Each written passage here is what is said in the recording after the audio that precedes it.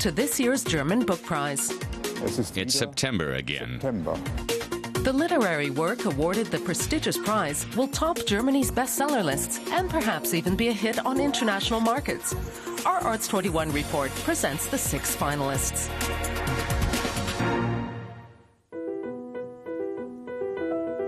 Six novels, 6 finalists. Who will be awarded the 2010 German Book Prize? Never has the choice been so daring or diverse. There are all sorts of surprises from these writers who live between different languages and cultures. Stories about being an outsider. This year's shortlist is personal, political, and very international.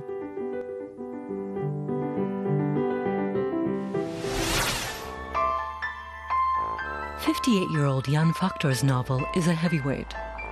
The first part of its long German title means roughly Georg's concerns about the past. In it, Faktor reflects on his youth in the dark years of communism in Czechoslovakia, after the Prague Spring was brought to a brutal end. At the time, I thought Prague was dreadful, a city of decay, morally, culturally, and socially. Everything was falling apart, and I was glad to get away from it. It was in this apartment building in East Berlin that the Czech writer began to fashion his family history into literature a quarter of a century ago. He'd moved to the former East Germany in 1978. Here I could write much more freely. Of course, under the premise that I didn't want to be published. I was also pretty happy with the language, because it's my mother's and grandmother's native tongue, and that pulled me back into that cultural sphere. Jan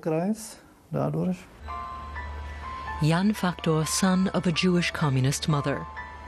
His alter ego in the novel grows up like him in a bizarre residential community, surrounded by women who had survived the Nazi concentration camps and joked about them. That shaped him as much as the mustiness of the communist system. Once during my school holidays, I fell into a cesspit. After that, I realized, contrary to some of my aunt's firm convictions, that you don't have to die of disgust. Instead, it was clear to me that any sort of filth can be washed off with no trouble at all. A literary act of self-cleansing, deeply sorrowful and highly comical at the same time. It's a very personal glimpse into life behind the Iron Curtain, 20 years after its collapse. September Fata Morgana by Thomas Lehr. We know these scenes well, the 2001 attacks on September 11th. The US attack on Baghdad in 2003. But they're images that show us only the surface. Berlin-based writer Thomas Lehr wants to find a deeper truth behind the pictures. I want to call readers' minds to images that are unlike those they're accustomed to. They take up a subject that they believe they know inside and out through the media, and I say to the readers right on page 1 that this approach is completely different. Lehr's novel is written from the viewpoints of 4 people. 2 are young women falling in love for the first time, one in New York and one in Baghdad. The others are their fathers. Martin, a German university lecturer in the US, and Tarek, a doctor in Baghdad. September 11th changes everything. Martin's daughter dies in the attack on the World Trade Center. Just as suddenly as the world changes, Martin's view of it is transformed, a non-stop interior monologue. The blue in the morning. Almost a year ago. It's September again. The end of a summer. The cloudless blue cuts through the curtains. Later, Tarek also loses his daughter in another attack, when US forces invade Iraq. Saddam Hussein's reign of terror is followed by terror from a different source. For 5 years, Thomas Lehr researched Islam and scrutinized the policies of the West. He's never before been as political as he is here. It's a political novel inasmuch as it deals with the question of power in society, and war is the most extreme form of power. Thomas Lehr assembles the different voices to form a new picture of September 11th. There's no single truth. Tauben fliegen auf, or falcons without falconers. I'm not a traveller. I'm someone who goes away without knowing if she'll ever return. Putting down roots without finding stability is what the 42-year-old Swiss author Melinda Nadj Abonji writes about. She herself was born in the Serbian province of Vojvodina and first came to Switzerland when she was 4½, the daughter of Serbian-Hungarian guest workers. Like the heroine of her novel, she knows all too well the powerlessness of being alien. When I came to Switzerland, I couldn't speak a word of German. And that's one of my earliest and deepest memories, of being speechless and unable to communicate. Don't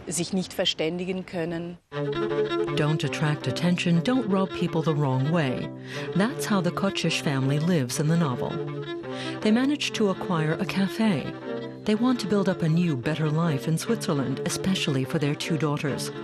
But they still remain Yugos, outsiders, walking a tightrope between everyday life in Switzerland and a yearning for the Balkans until the war breaks out. My cousin might shoot Dragana's cousin. Or maybe they'll both be shot by a Muslim, a Croat, blown to bits by an unexploded shell or a landmine, somewhere in an unknown place, in no man's land. The immigrants' orderly world starts to falter. The war reopens old wounds. Certainties begin to fade. Who's a friend? Who's an enemy? A Serbian woman works in the cafeteria, and so does a Croatian woman. The family comes from Vojvodina, which belongs to Serbia, but they're members of its Hungarian minority. And with time it becomes clear that they're not just Yugos, but people with widely differing languages and religions. Ganz unterschiedliche Menschen mit unterschiedlichen Sprachen und Religionen. And how should that be dealt with? Melinda Nadj Abonji explores the boundary between what is one's own and what is foreign, and looks at people who live between the two. Andernorts, elsewhere by Doron Rabinovici. A Viennese historian and writer born in Tel Aviv, Rabinovici moved to Austria when he was 3. The hero of his latest novel has a number of things in common with its author. Ethan Rosen is an Israeli academic living in Vienna. His adversary is an Austrian, Rudi Klausinger. Both are competing for a coveted professorship. A quarrel over Jewish identity flares up between them and over the proper way to remember. No Kaddish need to be said for me. For no prayers or no funeral orations are necessary. They'll write obituaries, they'll unveil a plaque or name a bus shelter after me. Public lavatories of remembrance, restrooms against silence.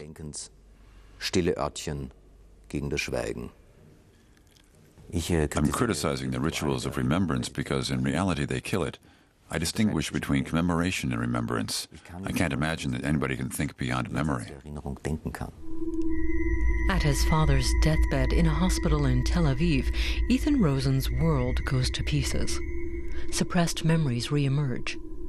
His adversary appears and claims to be his brother. In Israel, a confusing muddle commences involving lies, families, and the past. Doron Rabinovici makes fun of everyone. Does he consider his humor typically Jewish? An important aspect of Jewish humor is the ability to laugh at yourself, to be able to see yourself as the other one. And laughter is a survival mechanism in moments of despair, and a weapon against defamation. Andernorts is a fast-paced novel full of absurdities.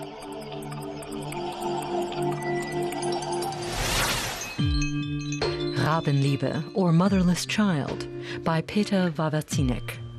Wawerzinek grew up here on the Baltic Sea coast without a mother. His novel is the story of trauma and a search, his own.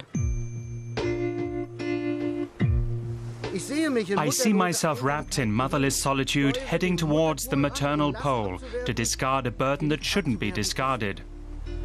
Vulnerability, intimacy, and laying yourself bare are just part of it.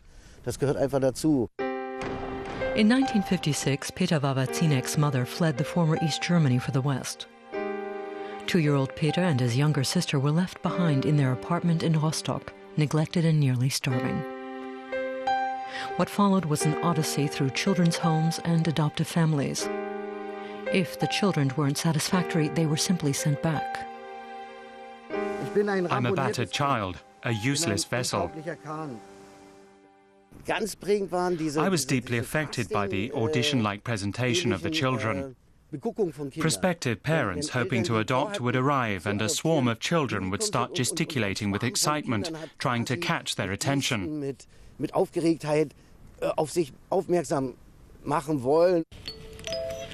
Young Peter learned how to please in the search for a substitute parent, sham mothers, as he calls them. But bleakness and alienation seeped into his inner being over decades. Then, when he was already over 50, he discovered his real mother's whereabouts and summoned up the courage to meet her, with disastrous results. Everything's like a train delay. Waiting rooms are chill in the air, testimony to a soulless void between two life forms that are completely alien to each other. I never had a mother, and that became especially true once I met her. His illusions shattered, Peter Wawerzinek fled from his mother's shadow. He's freed himself from the longing for an absent parent through his writing. Dinge, die wir heute sagten, Things We Said Today by Judith Zander. A village in northeastern Germany as both home and hell is the subject of this 30-year-old writer's first novel. There's no pub in Breslau. There's nothing at all. It's the center of the nothingness found just outside Berlin that continues until you get to Rostock. Judith Zander was born in Anklam in the former East Germany. In fact, just around the corner from the fictional backwater Breslau. I didn't have to do much research. I knew a lot from the stories my parents, relatives, and friends used to tell. It was the reality I grew up with, and I think I stored up a lot of it.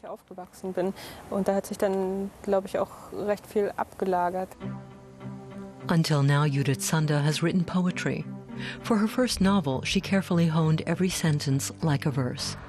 From the varying viewpoints of the villagers, the unspoken secret of the place reveals itself. Every monologue has its own unique quality, sometimes in Low German. They've got another thing coming here in Breslau, just what they need, a bird brain. A novel about secrecy, betrayal, and shattered dreams, the things Breslau comes to symbolize.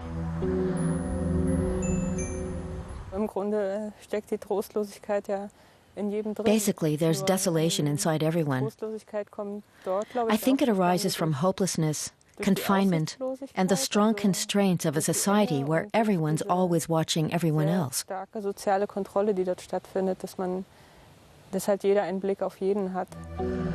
After the collapse of communism, a secluded Eastern German village has to come to terms with its trauma. But this book is more than just a reckoning with East Germany's contaminated legacy. Breslau lurks everywhere. This year, the books on the shortlist are characterized by personal stories about rootlessness and the search for a home. Everything is called into question, from the private sphere to high politics. 3 of the 6 nominated writers were born outside German-speaking regions. In choosing them, the jury has focused on the cultural diversity of German literature. 2010 is an unconventional year for the book prize.